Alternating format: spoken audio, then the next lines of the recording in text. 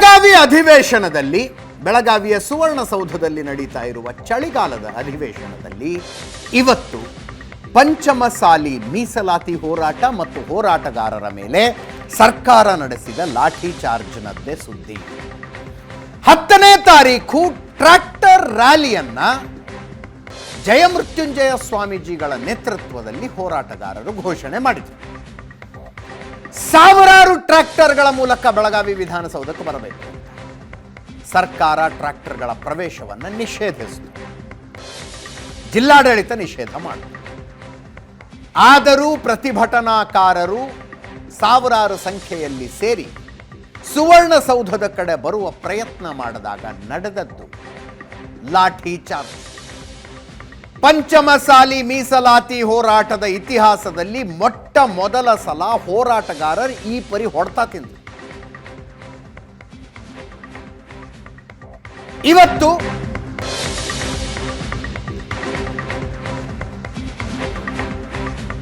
ಲಾಠಿ charge ವಿರುದ್ಧ ಬಿಜೆಪಿಯವರು ಸದನದ ಒಳಗೆ ಆಕ್ರೋಶ ವ್ಯಕ್ತಪಡಿಸಿದರು.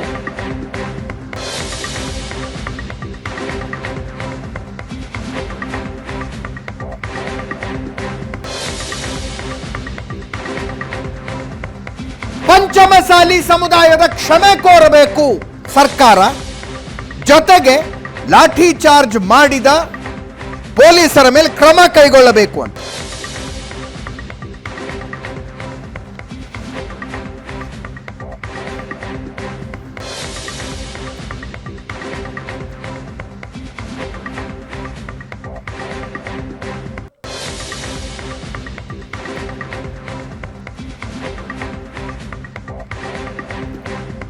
ಲಾಠಿ ಚಾರ್ಜ್ ಅನ್ನ ಹೋಮ್ ಮಿನಿಸ್ಟರ್ ಸಮರ್ಥನೆ ಮಾಡಿಕೊಂಡು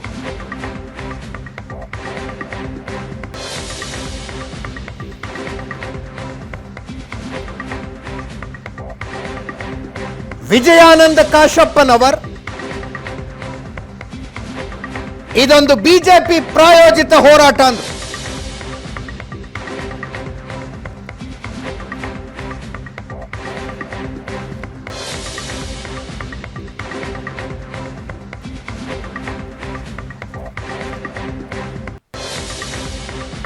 ಜೋರ ಗದ್ದಲ ಆದಾಗ ಸ್ಪೀಕರ್ ಸದನವನ್ನ ಕೆಲ ಕಾಲ ಮುಂದೂಡಿದ್ರು.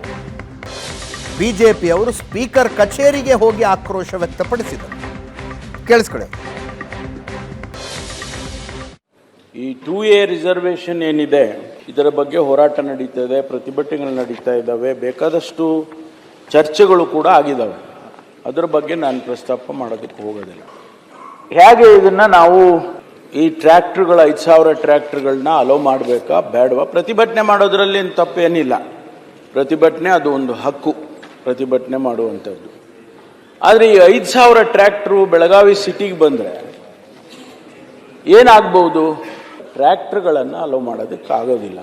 ಆ ಕ್ರೂಸರ್ನ ಅಲೋ ಮಾಡ್ತೀವಿ ಅಂತ ಇಲ್ಲೇ ಹೇಳಿದೆ ನಾನು. ಮೃತ್ಯುಂಜಯ ಸ್ವಾಮೀಜಿಗಳೇ ಹೇಳ್ತಾರೆ. ಇದು ಸುವರ್ಣಸೌಧಕ್ಕೆ ವಿಡಿಯೋಗಳಿವೆ. ಸುವರ್ಣಸೌಧಕ್ಕೆ ನಡೀರಿ ಹೋಗೋಣ, ಟ್ರ್ಯಾಕ್ಟರ್ಗಳು ಬರಬಾರ್ದು ಅಂತ ಹೇಳಿದೀವಿ. 20 ಟ್ರ್ಯಾಕ್ಟರ್ಸ್ ಬಂದಿದೆ. ಪೊಲೀಸ್ನವ್ರು ತಡೆಯೋಕೆ ಹೋದ್ರೆ ಅವರಿಗೆ ಕಲ್ಲು ಹೊಡಿತಾರೆ. ಇದೆಲ್ಲ ವಿಡಿಯೋ ಇದೆ ಪಾಟೀಲ್. ನಾನೇನು ಸುಳ್ಳು, ನಂದೇನು ಸ್ಟೇಟ್ಮೆಂಟ್ ಇಲ್ಲ. ಯಾವಾಗ ಜನ ಮೂವ್ ಆಗ್ತಾರೆ ಈ ಕಡೆ, ಆ ಬ್ಯಾರಿಕೇಡ್ಸ್ನೆಲ್ಲ ಮುರಿತಾರೆ, ಬ್ಯಾರಿಕೇಡ್ಸ್ನೆಲ್ಲ ಪೊಲೀಸ್ನವ್ರ ಮೇಲೆ ತಳ್ತಾರೆ, ಅದೆಲ್ಲ ಚಿತ್ರ ಇದೆ. ನಾನೇನು ಹೇಳೋವಂಥದ್ದು ಏನಿಲ್ಲ, ಅಗತ್ಯನೂ ಇಲ್ಲ. 10,000 ಜನ ಸುವರ್ಣಸೌಧಕ್ಕೆ ಬರ್ತಾರೆ ಎಂದಾಗ ಏನ್ ಮಾಡ್ಬೇಕು ಹೇಳಿ? ಶಾಂತಿಯುತವಾಗಿ ಮಾಡ್ತೀವಿ ಅಂತ ಅವರು ಹೇಳಿದ್ದಾರೆ. ಇಲ್ಲಿ ಹೇಳಿದ್ರು, ಅವರು ಬಸವರಾಜು ಹೇಳಿದ್ರು, ಇಲ್ಲ ನಾವೆಲ್ಲ ಪೀಸ್ಫುಲ್ ಪ್ರೊಟೆಸ್ಟ್ ಮಾಡ್ತೀವಿ ಅಂತಲೂ ಹೇಳಿ. ತಕ್ಷಣ ನಾವು ಪೊಲೀಸ್ನವರು ಅವ್ರನ್ನ ತಡೆಯೋದಕ್ಕೆ ಪ್ರಯತ್ನ ಮಾಡ್ತಾರೆ, ಅವ್ರಿಗೂ ಕಲ್ಲು ಹೊಡಿತಾರೆ. 24 ಜನಕ್ಕೆ ಗಾಯಗಳಾಗಿದ್ದಾವೆ ಪೊಲೀಸ್ನವರು. ಅವರು ನಮಗೆ ಮನುಷ್ಯರಲ್ವಾ? ಅದಾದ ಮೇಲೆ ಅವರು ಬಹಳ ರಿಸ್ಟ್ರೆಂಟಿಂದ ಲಘುವಾಗಿ ಲಾಠಿ ಚಾರ್ಜ್ ಮಾಡ್ತಾರೆ. 10,000 ಜನ ಸುವರ್ಣಸೌಧಕ್ಕೆ ಬರ್ತಾರೆ ಅಂದ್ರೆ ಲಾಠಿ ಚಾರ್ಜು ಮಾಡಬಾರ್ದು, ಮುತ್ತಿಕ್ಬೇಕಾ? We have a responsibility to run the government peacefully in the state. ಅನುಯಾಯಿಗಳಿದ್ದಾರೆ, ಬಸವಣ್ಣವರ ಅನುಯಾಯಿಗಳಿಗೂ. ಅವ್ರಿಗೆ 10,000 ಜನ ಬಂದಿದ್ರಲ್ಲ, ಅವ್ರಿಗೆ ಅನುಭವ ತೋರಿಸಿದ್ದೀರ ತಾವು. ಅಲ್ಲೇ ಹೇಳಿದ್ರು ಮುಖ್ಯಮಂತ್ರಿಗಳು, ದಯೆಯೇ ಧರ್ಮದ ಮೂಲ ಅಂತ. ಭಾಷಣ ಮಾಡಬೇಕಾದ್ರೆ ದಯೆಯೇ ಧರ್ಮ, ಇಲ್ಲಿ ದಯೆ ಇಲ್ದಂಗೆ ಹೊಡೆದಾಕಿದ್ದೀರ ನೀವು. ಒಂದು ವೀರಾವೇಶದ ಒಂದು ಮಾತನ್ನ ಹೇಳಿ ಕೊನೆಗೆ ಕೂತಿದ್ದು ಎದ್ದು ಹೇಳಿದ್ರು ವೀರಾವೇಶದಿಂದ, ಏನ್ರಿ 10,000 ಜನ ಬಂದ್ರೆ ನಾವು ಮುತ್ತು ಕೊಡ್ಬೇಕಾ ಅಂತ ಹೇಳಿ.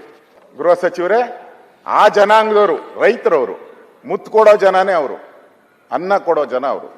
ಅವ್ರ ಮೇಲೆ ಲಾಠಿ ಎತ್ತಬಾರದು ನೀವು. ರೈತರ ಮೇಲೆ ಗೋಲಿಬಾರ್ ಮಾದರಿ ನಡೀತೈತಿ, ಇಲ್ಲಿ ಲಾಠಿ ಚಾರ್ಜ್ ಮಾಡಿ ನಡೆಯೋದಿಲ್ಲ. ಗೃಹ ಸಚಿವರು ಹೇಳ್ಬಾರ್ದು. ಇದೇ ಪಂಚಮಶಾಲಿ ಹೋರಾಟ 2 ಲಕ್ಷ ಜನ ಬಂದಿದ್ರು. ಆಗ ಬಹಳಷ್ಟು ಜನ ನಮ್ಮ ಸ್ನೇಹಿತ ಮಿತ್ರರು ಮಾತಾಡ್ತಾರಲ್ಲ, ಇವರೆಲ್ಲರೂ ಕೂಡ ಪ್ರತಿಭಟನೆಯಲ್ಲಿ ಭಾಗವಹಿಸಿದ್ರು. ಆ ಪ್ರತಿಭಟನೆಯಲ್ಲಿ ಕಾಂಗ್ರೆಸ್ಸಿನ ಆ ಭಾಗದ ಶಾಸಕರು, ನಮ್ಮ ಬಿಜೆಪಿ ಎಲ್ಲಾ ಶಾಸಕರು ಬಂದಿದ್ರು. ಸುಮಾರು 2 ಲಕ್ಷ ಜನ ಇದ್ರು. ನಾನು ಸಮಾಜದ ಮಗಳು ಅಂತೇಳಿ ಇದನ್ನ ಮಾಡಿದ್ದೀನಿ. ಆಮೇಲೆ ಇನ್ನೊಂದು ಸಿ ಪಾಟೀಲ್ ಅಣ್ಣನವರು ಹೇಳಿದ್ರು, ಅಣ್ಣ ನಾನೇ ನಿಮಗೆ ಫೋನ್ ಮಾಡಿದೆ, ಮುಖ್ಯಮಂತ್ರಿಗಳು ನಂಗೆ ಫೋನ್ ಮಾಡಿ ಹೇಳಾರ 10 ಮಂದಿನ ಕರೆಯಕತ್ತಾರನ್ನ ಕರೀರಿ ಅಂದಿದ್ದಕ್ಕೆ ನೀವೇನು ಹೇಳಿದ್ರಿ? ಬೆಲ್ಲದವ್ರಿಗೆ ಫೋನ್ ಹಚ್ತಾ ಇದೀನಿ, ಯತ್ನಾಳ್ ಅವ್ರಿಗೆ ಫೋನ್ ಹಚ್ತಾ ಇದೀನಿ, ಸಿಗ್ತಾ ಇಲ್ಲ ಅಂತ ಹೇಳಿದ್ರಿ. 2 ಸತಿ ನಿಮ್ಗೆ ಹೇಳಿದ್ರು. ಕಳೆದ 3 ವರ್ಷದಿಂದ ನಿರಂತರವಾಗಿ ಈ ಹೋರಾಟದಲ್ಲಿ ಇವತ್ತು ಏನೋ ಒಂದು ಘಟನೆ ನಡೆದಿದೆ, ಅದಕ್ಕೆ ನಾನು ವಿಷಾದ ವ್ಯಕ್ತಪಡಿಸ್ತೀನಿ. ಯಾಕಂದ್ರೆ ನಮ್ಮ ಬಂಧುಗಳು ಇವತ್ತು ಬಹಳಷ್ಟು ಜನ ಲಾಠಿ ಚಾರ್ಜ್ ಅಲ್ಲಿ ಪ್ರಚೋದನಕ್ಕೊಳಗಾಗಿ ಅಲ್ಲಿ ಸನ್ಮಾನ್ಯ ಬಸವರಾಜ ಬೊಮ್ಮಾಯಿ ಅವರು ನಮ್ಮ 5-6 ಮಂದಿ ಮುಂದೆ ಪ್ರಮಾಣ ಮಾಡಿದ್ರು. ಏನೋ ನೋಡಪ್ಪ, ಈ ಹೋರಾಟ ಇದು ಒಂದು ಉಗ್ರ ರೂಪ ತಾಳೋದು ಬೇಡ, ಇದನ್ನ ಶಾಂತಿ ಸಮಾಧಾನದಿಂದ ಹೋರಾಟವನ್ನು ನಡೆಸ್ರಿ. ನಾನು ಖಂಡಿತವಾಗಿ ನಿಮಗೆ 2 ತಿಂಗಳಲ್ಲಿ ನಾ ಮೀಸಲಾತಿಯನ್ನು ಕೊಡುವಂತ ಏನು ವಿಚಾರವನ್ನು ಕೊಡ್ತೀನಿ ಅಂತೇಳಿ ತಾಯಿ ಮೇಲೆ ಪ್ರಮಾಣ ಮಾಡಿದ್ರು. ನಾನು ಕೂಡ ಸಾಕ್ಷಿ ಇದ್ದೀನಿ. ಯಾಕಂದ್ರೆ ಮಾನ್ಯ ಮುಖ್ಯಮಂತ್ರಿಗಳು ಪ್ರಮಾಣ ಮಾಡಿದ್ದಾರೆ, ತಾಯಿ ಹಾನಿ ಮಾಡಿ ಅಂತ ಯಾರು ಹೇಳಿಲ್ಲ. ನಾವು ಅಲ್ಲ, ಅಲ್ಲಿ ಹೇಳಿ ನಾವು ಅವತ್ತು ಸಮಾಧಾನ ತಗೊಂಡು ಆ ಹೋರಾಟವನ್ನು ಅಲ್ಲೇ ಮಟ್ಟಗೊಳಿಸಿದ್ವಿ, ಕೊಡ್ತಾರಲ್ಲ ಒಂದು ವಿಶ್ವಾಸಕ್ಕೆ. ಇವತ್ತು ನಿನ್ನೆ ಆಗಿದ್ದೇನು? ಇದು ಪ್ರಚೋದನೆ, ಇದು ಪಕ್ಷಾತೀತವಾದ ಹೋರಾಟ ಅಲ್ಲ, ಭಾರತೀಯ ಜನತಾ ಪಕ್ಷದ ಪ್ರಾಯೋಜಿಕ ಹೋರಾಟ ಅಂತ ಮಾತನ್ನ ಬಹಳ ಸ್ಪಷ್ಟವಾಗಿ. ನಿನ್ನೆ ಏನಾಯ್ತು ಘಟನೆ? ನಮ್ಮ ಸರ್ಕಾರದ ಪ್ರತಿನಿಧಿಗಳು ಹೋಗಿದ್ದಾರೆ. 3 ಜನ ಸಚಿವರು, ಸನ್ಮಾನ್ಯ H.C. ಮಾದೇವಪ್ಪನವರು, ಡಾಕ್ಟರ್ ಸುಧಾಕರ್ ಅವರು, ಸನ್ಮಾನ್ಯ ವೆಂಕಟೇಶ್ ಅವರು ಮತ್ತು ನಮ್ಮ ಲಕ್ಷ್ಮೀ ಹೆಬ್ಬಾಳ್ಕರ್ ಅಕ್ಕ ಕೂಡ ಹೋಗ್ಯಾರ. ಆ ಸಮಾಜದ ಲಕ್ಷ್ಮೀ ಹೆಬ್ಬಾಳ್ಕರ್ ಅವರು ಹೋರಾಟ ಮಾಡಕ್ ಬಂದಿದ್ರು, ಗೊತ್ತಾ ನಿಮ್ಗೆ? ಬೇಗ ಮುಗಿಸ್ಲಿ, ಮತ್ತೆ ನೀವು ಮಾತಾಡೋದಿಲ್ವಾ? ಹೇಳಕ್ ಹೋಗ್ಬೇಡ್ರಿ, ಸರ್ಕಾರದ ಪರವಾಗಿನೇ ಹೋಗಿ ನಾನು ಸಮಾಜದ ಮಗಳು ಅಂತೇಳಿ ಇದನ್ನ ಮಾಡಿದ್ದೀನಿ. ಹೋರಾಟದಲ್ಲಿ ನಾನು ಮುಂಚೆ ಹೇಳ್ತಿರ್ತಾವ, ಇವರು ಒಮ್ಮಕ್ಕನೇ ಅದನ್ನು ತಗೊಂಡೋಗಿ ಭಾರತೀಯ ಜನತಾ ಪಕ್ಷಕ್ಕೆ ಕಟ್ಟಿಕೊಂಡು ಇವತ್ತು ಪ್ರಾಯೋಜಿತ ಮಾಡಿ ಅಲ್ಲಿ ಪ್ರಚೋದನೆ ಮಾಡಿ ಪಾಪ ಅಮಾಯಕರು ನಮ್ಮ ಸಮಾಜದವ್ರನ್ನ ಹೊಡಿಸಿದ್ರಲ್ಲ ಇವರು. ಇದು ಹೊಡಿಸ್ತವ್ರು ಇವರೇ, ಮಾನ್ಯ ಅಧ್ಯಕ್ಷರೇ, ಅದು ನಾವಲ್ಲ, ಇವರೇ ಹೊಡಿಸ್ತವ್ರು, ಬಿಜೆಪಿ ಅವರೇ ಹೊಡಿಸ್ತವ್ರು. ಇಂಥ ಪ್ರಚೋದನೆ ಕೊಡೋರು ಇವರೇ. ಮಾನ್ಯ ಅಧ್ಯಕ್ಷ ತಡೆಯಾಜ್ಞೆ ಬಂತು. ಅವಾಗ ನಮ್ಮ ರಾಜ್ಯ ಸರ್ಕಾರ ಮತ್ತು ಸಾಲಿಸಿಟರ್ ಜನರಲ್ ಏನು ಹಿಂಬರ ಬರೆದು ಕೊಟ್ಟಿದ್ದಾರೆ ಸುಪ್ರೀಂ ಕೋರ್ಟ್ ಅಲ್ಲಿ, ನಾವು 2B ಮೀಸಲಾತಿಗೆ ಯಾವುದೇ ಅಡೆತಡೆಯನ್ನ ತರೋದಿಲ್ಲ, ಯಥಾಸ್ಥಿತಿಯನ್ನ ಕಾಪಾಡ್ಕೋತೀವಿ ಅಂತೇಳಿ ಹಿಂಬರ ಬರೆದು ಕೊಟ್ಟು ಬಂದ್ರು ಅಧ್ಯಕ್ಷರು. ಇಲ್ಲಿ ಮೀಸಲಾತಿ ಚುನಾವಣೆ ಬಂದಿದೆ ಅಂತೇಳಿ ಮೀಸಲಾತಿ ಘೋಷಣೆ ಮಾಡ್ತಾರ, ಅಲ್ಲಿ ಹೋಗಿ ಹಿಂಬರ ಬರಕ್ ಕೊಟ್ಟು ಬಂದಿದ್ದಾರೆ. ಸದನ 3:30 ಗಂಟೆಗೆ ಮುಂದೂಡಲಾಗಿದೆ.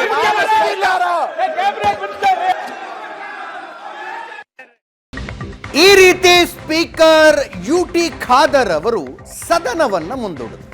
ಗಲಾಟೆ ಜಾಸ್ತಿ ಆದಾಗ ಸದನವನ್ನ ಮುಂದೂಡಿದ್ರು. ಬಿಜೆಪಿಯವರು ಸ್ಪೀಕರ್ ಏಕಪಕ್ಷೀಯವಾಗಿ ವರ್ತಿಸ್ತಾ ಇದ್ದಾರೆ, ವಿಪಕ್ಷಗಳ ಸದಸ್ಯರಿಗೆ ಮಾತಾಡೋದಕ್ಕೆ ಅವಕಾಶನೇ ಕೊಡ್ತಿಲ್ಲ ಅಂತ ಪ್ರತಿಭಟಿಸಿದರು. ಈ ರೀತಿ ಆದ್ರೆ ಸದನ ನಡೆಸೋದಕ್ಕಾಗೋದಿಲ್ಲ ಅಂತ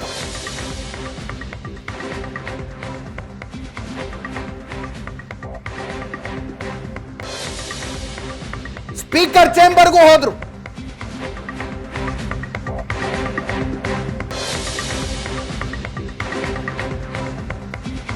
ವಿಪಕ್ಷ ನಾಯಕ R. ಅಶೋಕ್ ಅವರಿಗೆ ಸ್ಪೀಕರ್ ವಿರುದ್ಧ ಅವಿಶ್ವಾಸ ಮಂಡನೆ ಮಾಡೋಣ ಅಂತ ಒತ್ತಾಯಿಸಿದರು.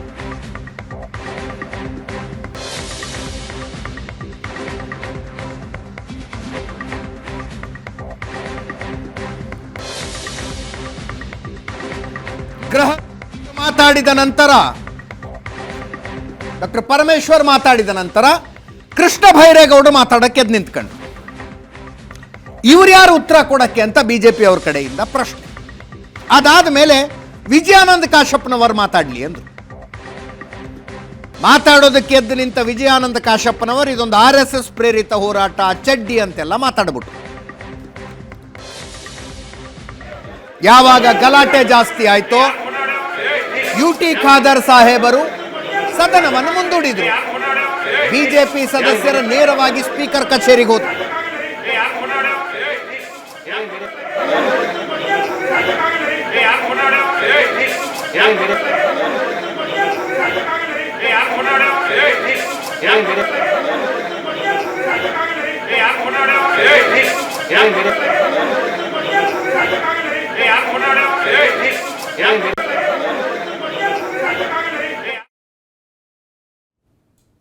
ಒಂದು ಸೈಡಾಗಿ ಇವತ್ತು ವರ್ತನೆ ಮಾಡಿದ್ದಾರೆ.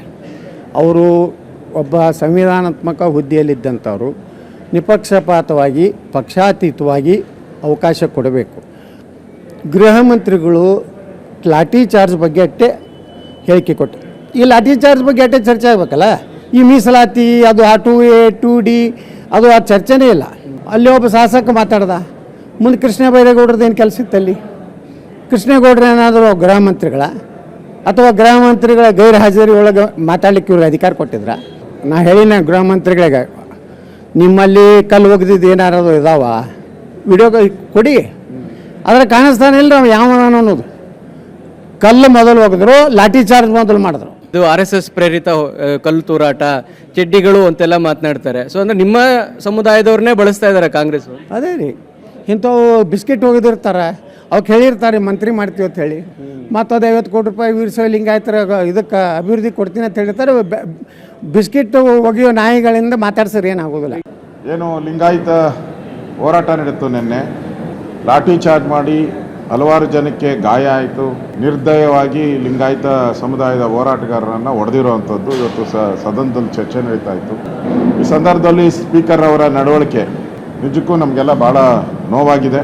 ಸದನದ ಗೌರವ ಎತ್ತಿ ಹಿಡಿಯುವಂಥದ್ದು ಸ್ಪೀಕರ್ ಅವರ ಕರ್ತವ್ಯ. ಮತ್ತು ಎರಡು ಅವರು ಪಕ್ಷಾತೀತವಾಗಿ ನಡ್ಕೊಳ್ಬೇಕಾಗಿತ್ತು. ಗೃಹ ಸಚಿವರು ಸ್ಟೇಟ್ಮೆಂಟ್ ಕೊಟ್ಟ ಮೇಲೆ ಸರ್ಕಾರದ್ದು ಇನ್ನೊಬ್ಬ ಮಂತ್ರಿಗೆ ಸ್ಟೇಟ್ಮೆಂಟ್ ಕೊಡೋ ಪ್ರಾವಿಷನ್ ಇಲ್ಲ.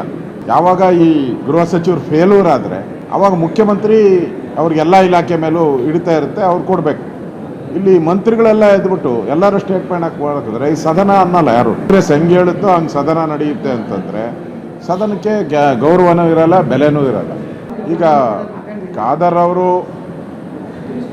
ಸ್ಪೀಕರ್ ಆದಮೇಲೆ ಪೂರ್ತಿಯಾಗಿ ಅವರು ಒಂದು ಸೈಡ್, ನಾವು ಘೋಷಣೆಯನ್ನು ಕೂಗಿದ್ದೀರಿ ಒನ್ ಸೈಡ್ ಸ್ಪೀಕರ್ ಅಂತ.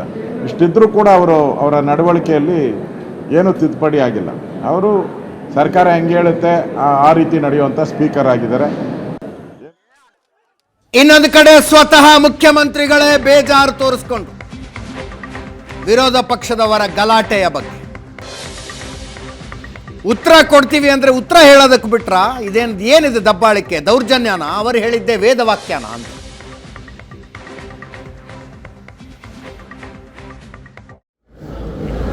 ಏನಿದು ದಬ್ಬಾಳಿಕೆನ, ದೌರ್ಜನ್ಯನ? ಏನು ಅವ್ರು ಹೇಳೋದೆಲ್ಲ ವೇದವಾಕ್ಯನ? ಸರ್ ಇಲ್ಲ ಅಂದ್ಬಿಟ್ರ ಸರ್, ರಿಸರ್ವೇಷನ್ ಆಗಲ್ಲ ಅಂದ್ಬಿಟ್ರ ಸರ್. ಏನಿದು ದಬ್ಬಾಳಿಕೆನ, ದೌರ್ಜನ್ಯನ? ಏನು ಅವ್ರು ಹೇಳೋದೆಲ್ಲ ವೇದವಾಕ್ಯನ? ಸರ್ ಇಲ್ಲ ಅಂದ್ಬಿಟ್ರ ಸರ್, ರಿಸರ್ವೇಷನ್ ಆಗಲ್ಲ ಅಂದ್ಬಿಟ್ರ ಸರ್. ಏನಿದು ದಬ್ಬಾಳಿಕೆನ, ದೌರ್ಜನ್ಯನ? ಏನು ಅವ್ರು ಹೇಳೋದೆಲ್ಲ ವೇದವಾಕ್ಯನ? ಸರ್ ಇಲ್ಲ ಅಂದ್ಬಿಟ್ರ ಸರ್, ರಿಸರ್ವೇಷನ್ ಆಗಲ್ಲ ಅಂದ್ಬಿಟ್ರ ಸರ್. ಏನಿದು ದಬ್ಬಾಳಿಕೆನ, ದೌರ್ಜನ್ಯನ? ಏನು ಅವ್ರು ಹೇಳೋದೆಲ್ಲ ವೇದವಾಕ್ಯನ? ಸರ್ ಇಲ್ಲ ಅಂದ್ಬಿಟ್ರ ಸರ್, ರಿಸರ್ವೇಷನ್ ಆಗಲ್ಲ ಅಂದ್ಬಿಟ್ರ ಸರ್. ಏನಿದು? ನಮ್ಮ ಕಾಂಗ್ರೆಸ್ ಬೀಟ್ ರಿಪೋರ್ಟರ್ ಮಾರುತೇಶ್ ನೇರ ಸಂಪರ್ಕದಲ್ಲಿ ಕೆಲವೇ ಕ್ಷಣಗಳಲ್ಲಿ ನಮ್ಮ ಜೊತೆಗಿರ್ತಾರೆ. ನನ್ನ ಕೊಲಿಗೆ ಪ್ರಶಾಂತ್ ನಾಥ್ ಲೈವ್ನಲ್ಲಿದ್ದಾರೆ. ಪ್ರಶಾಂತ್, ಒಂದು ಲಾಜಿಕಲ್ ಎಂಡಿಗೆ ಬರೋ ಹಂಗಂತೂ ಅನ್ನಿಸ್ತಾ ಇಲ್ಲ ಇದು. ನೆನ್ನೆ ಹಿರಿಯ ರಾಜಕಾರಣಿಯೊಬ್ಬರು ಮಾತಾಡ್ತಾ ಹೇಳಿದ್ರು, ಸ್ವತಃ ಏನು ಜಯಮೃತ್ಯುಂಜಯ ಸ್ವಾಮೀಜಿಗಳನ್ನೇ ಮುಖ್ಯಮಂತ್ರಿ ಮಾಡಿದ್ರು 2A ತಗೊಳ್ಳೋದಕ್ಕಾಗೋದಿಲ್ಲ ಅಂತ. ಟೆಕ್ನಿಕಲ್ ಪ್ರಾಬ್ಲಮ್ಸ್ ಭಾಳ ಇದಾವಲ್ಲಿ ಅಂತ. ಇನ್ನೊಂದು ಕಡೆ ಸರ್ಕಾರದ ಕಡೆಯಿಂದ ಹಿಂದುಳಿದ ವರ್ಗಗಳವರು ಬಂದು ಮನವಿ ಕೊಡ್ತಿದ್ದಾರೆ, ಕೊಡಬೇಡಿ ಪಂಚಮಸಾಲಿಗಳಿಗೆ 2A ಮೀಸಲಾತಿನ ಅಂತ. ಅದೇ ನೋಡಿ, 2-3 ಸಂಗತಿಗಳು ಭಾಳ ಸ್ಪಷ್ಟವಾಗಿ ಕಾಣ್ತವೆ.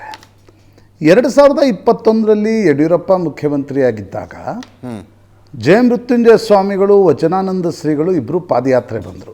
ಎಸ್, ಆಗಿನಿಂದ ಈ ಹೋರಾಟ ಒಂದು ಪೀಕನ್ನು ತೆಗೆದುಕೊಳ್ತು. ಆಗ ಆ ಹೋರಾಟದ ಹಿಂದೆ ಕಾಂಗ್ರೆಸ್ ಶಾಸಕರಿದ್ದರು. ಕರೆಕ್ಟ್. ಲಕ್ಷ್ಮೀ ಹೆಬ್ಬಾಳ್ಕರ್, ವಿಜಯಾನಂದ ಕಾಶಪ್ಪನವ್ರು, ವಿನಯ್ ಕುಲಕರ್ಣಿ. ಅದಾದಮೇಲೆ 2022ರಲ್ಲಿ ಬೊಮ್ಮಾಯಿಯವರು ಮುಖ್ಯಮಂತ್ರಿಯಾಗಿ ನಂತರ 23ರ ಕೊನೆಯ ಅವಧಿಯಲ್ಲಿ 3A 3B ತೆಗೆದು 2C 2D ಎಲ್ಲ ಮಾಡಲಾಯಿತು. 4% ಮುಸ್ಲಿಮರ ಮೀಸಲಾತಿ ತೆಗೆದ್ರು. ಕೋರ್ಟ್ನಲ್ಲಿ ಅದು ಬಿದ್ದು ಹೋಯಿತು. ಕೋರ್ಟ್ನಲ್ಲಿ ಅದು ಸ್ಟ್ಯಾಂಡ್ ಆಗಲಿಲ್ಲ. ಈಗ ಅಗೇನ್ ನೀವು 2A 2B 3A 3B ಇದೆ. ಈಗ ಪಂಚಮಸಾಲಿ ಸ್ವಾಮೀಜಿ ಮತ್ತು ಹೋರಾಟಗಾರರು ಕೇಳ್ತಾ ಇರೋದೇನು, 3Bಯಿಂದ 2 ವಿಕಲ್ಪಗಳು ಕಾಣ್ತವೆ ಮೇಲ್ನೋಟಕ್ಕೆ. ಒಂದು, ನೀವು 3Bಯಿಂದ 2Aಗೆ ತರಬೇಕು.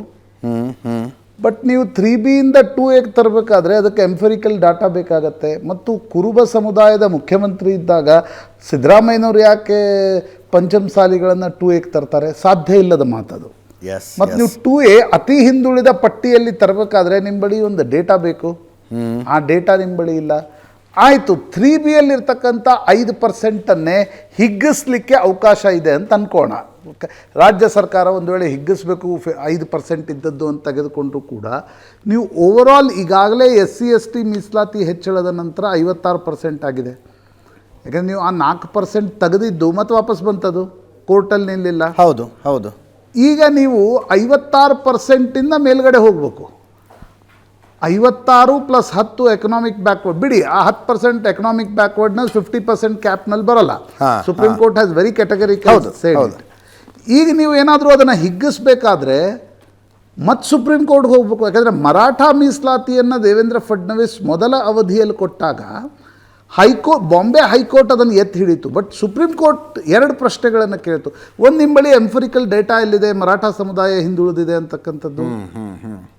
ಎರಡನೇದು, ನೀವು 50% ಕ್ಯಾಪನ್ನು ಮೀರಬೇಕಾದ್ರೆ ನಿಮ್ಮ ಬಳಿ ಕಾನ್ಸ್ಟಿಟ್ಯೂಷನಲ್ ಮ್ಯಾಂಡೇಟ್ ಇಲ್ಲ. ಯಾಕಂದರೆ ಸುಪ್ರೀಂ ಕೋರ್ಟ್ನ ತೀರ್ಪುಗಳೇ ನಿಮಗೆ ಕಾನ್ಸ್ಟಿಟ್ಯೂಷನ್ ಡಿಕ್ರಿ ಆಗಿರ್ತವೆ.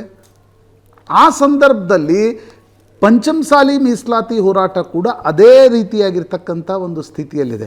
ರಾಜಕೀಯ ಪಕ್ಷಗಳು ತಾವು ವಿರೋಧ ಪಕ್ಷದಲ್ಲಿದ್ದಾಗ ಈಗ BJP ಇದನ್ನು ಸ್ಪಿಯರ್ ಹೆಡ್ ಮಾಡ್ತಾ ಇದೆ.